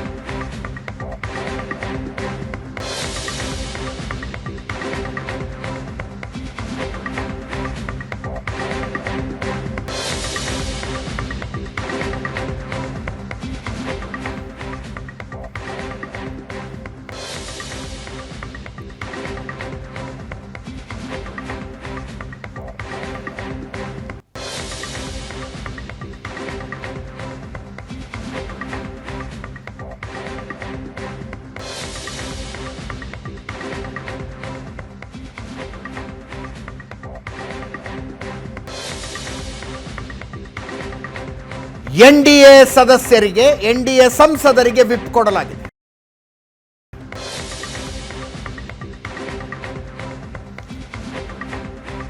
ವಿಪಕ್ಷಗಳು ಖಂಡ ತುಂಡವಾಗಿ ವಿರೋಧಿಸ್ತಾ ಇದ್ದಾವೆ ಈ ಮಸೂದೆ.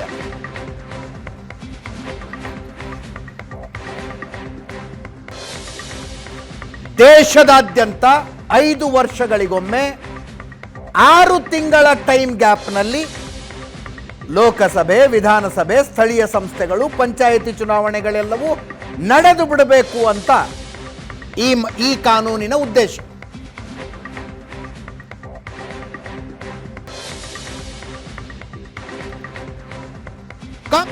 ವಿರೋಧಿಸ್ತಾ ಇದ್ದಾರೆ. ಒಂದು ಕ್ವಿಕ್ ರಿಯಾಕ್ಷನ್ಗೆ ಪ್ರಶಾಂತ್ ನಾಥು ನೇರ ಸಂಪರ್ಕದಲ್ಲಿದ್ದಾರೆ. ಪ್ರಶಾಂತ್, ಆ ವಕ್ಫ್ ತಿದ್ದುಪಡಿ ಹೆಂಗೋ ಆಗ್ಬಿಡಬಹುದು. 1 ನೇಷನ್ 1 ಇಲೆಕ್ಷನ್ ಕಷ್ಟ ಇದೆ ಇದು. ಹಾಗೆ ನೋಡಿ, ಅದು ಬರೀ ಲೋಕಸಭಾ ರಾಜ್ಯಸಭೆ ಅಲ್ಲ, 15 ವಿಧಾನಸಭೆಗಳಿಂದ ಕೂಡ ಅದಕ್ಕೆ ಒಪ್ಪಿಗೆ ಬೇಕು. ನನಗನ್ಸುತ್ತೆ ಸಮಯ ಬೇಕಾಗತ್ತೆ. ಈಗ ರಾಮನಾಥ್ ಕೋವಿಂದ್ ಅವರು ಒಂದು ಡಿಟೇಲ್ ರಿಪೋರ್ಟ್ ಕೊಟ್ಟ ನಂತರ ಅದನ್ನು ಕ್ಯಾಬಿನೆಟ್ ಅನುಮೋದನೆ ಕೊಟ್ಟಿದೆ. ನಾಳೆ ಅಥವಾ ನಾಡಿದ್ದು ಶನಿವಾರ ಕೂಡ ಈ ಬಾರಿ ಸಂಸತ್ ಅಧಿವೇಶನ ಇದೆ, ಕಾನ್ಸ್ಟಿಟ್ಯೂಷನ್ ಡಿಬೇಟ್ ಕೂಡ ಇದೆ. ಆ ಮಧ್ಯೆ ಇದನ್ನು ಮಂಡನೆ ಮಾಡಿ ಸಿಲೆಕ್ಟ್ ಕಮಿಟಿಗೆ ಕಳಿಸ್ತಾರೋ ಅಂತಕ್ಕಂಥದ್ರ ಬಗ್ಗೆ ಚರ್ಚೆ ಇದೆ. ಆದರೆ ಸರ್ಕಾರ ತನ್ನ ಇಂಟೆಂಟನ್ನು ಸ್ಪಷ್ಟಪಡಿಸ್ತಾ ಇದೆ. 2028ರಲ್ಲಿ with delimitation we are going to bring 1 nation 1 election ಅಂತಕ್ಕಂಥದ್ದು. ಅದರದ ಮಟ್ಟಿಗೆ ನನಗನ್ಸುತ್ತೆ ಮಿತ್ರ ಪಕ್ಷಗಳ ಬೆಂಬಲವನ್ನು ಕೂಡ ಸರ್ಕಾರ ಕೋರ್ತಾ ಇದೆ. ಬೇರೆ ಬೇರೆ ಪ್ರಾದೇಶಿಕ ಪಕ್ಷಗಳ ಬೆಂಬಲವನ್ನು ಕೂಡ ಕೋರ್ತಕ್ಕಂಥ ಒಂದು ಪ್ರಯತ್ನ ಮಾಡ್ತಾ ಇದೆ. Thank you so much Prashant. ಇದರೊಂದಿಗೆ ಇವತ್ತಿನ ಪಾರ್ಟಿ ರೌಂಡ್ಸ್ ಮುಗಿಸ್ತಾ ಇದ್ದೀನಿ. ನೇರ ದಿಟ್ಟ ನಿರಂತರ ಸುದ್ದಿಗಾಗಿ ನೋಡ್ತಾ ಇರಿ ಏಷ್ಯಾನೆಟ್ ಸುವರ್ಣ ನ್ಯೂಸ್.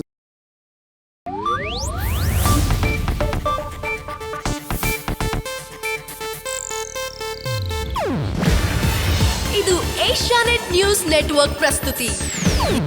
ನೀವು ನೋಡ್ತಿದ್ದೀರಾ ಏಷ್ಯಾನೆಟ್ ಸುವರ್ಣ ನ್ಯೂಸ್.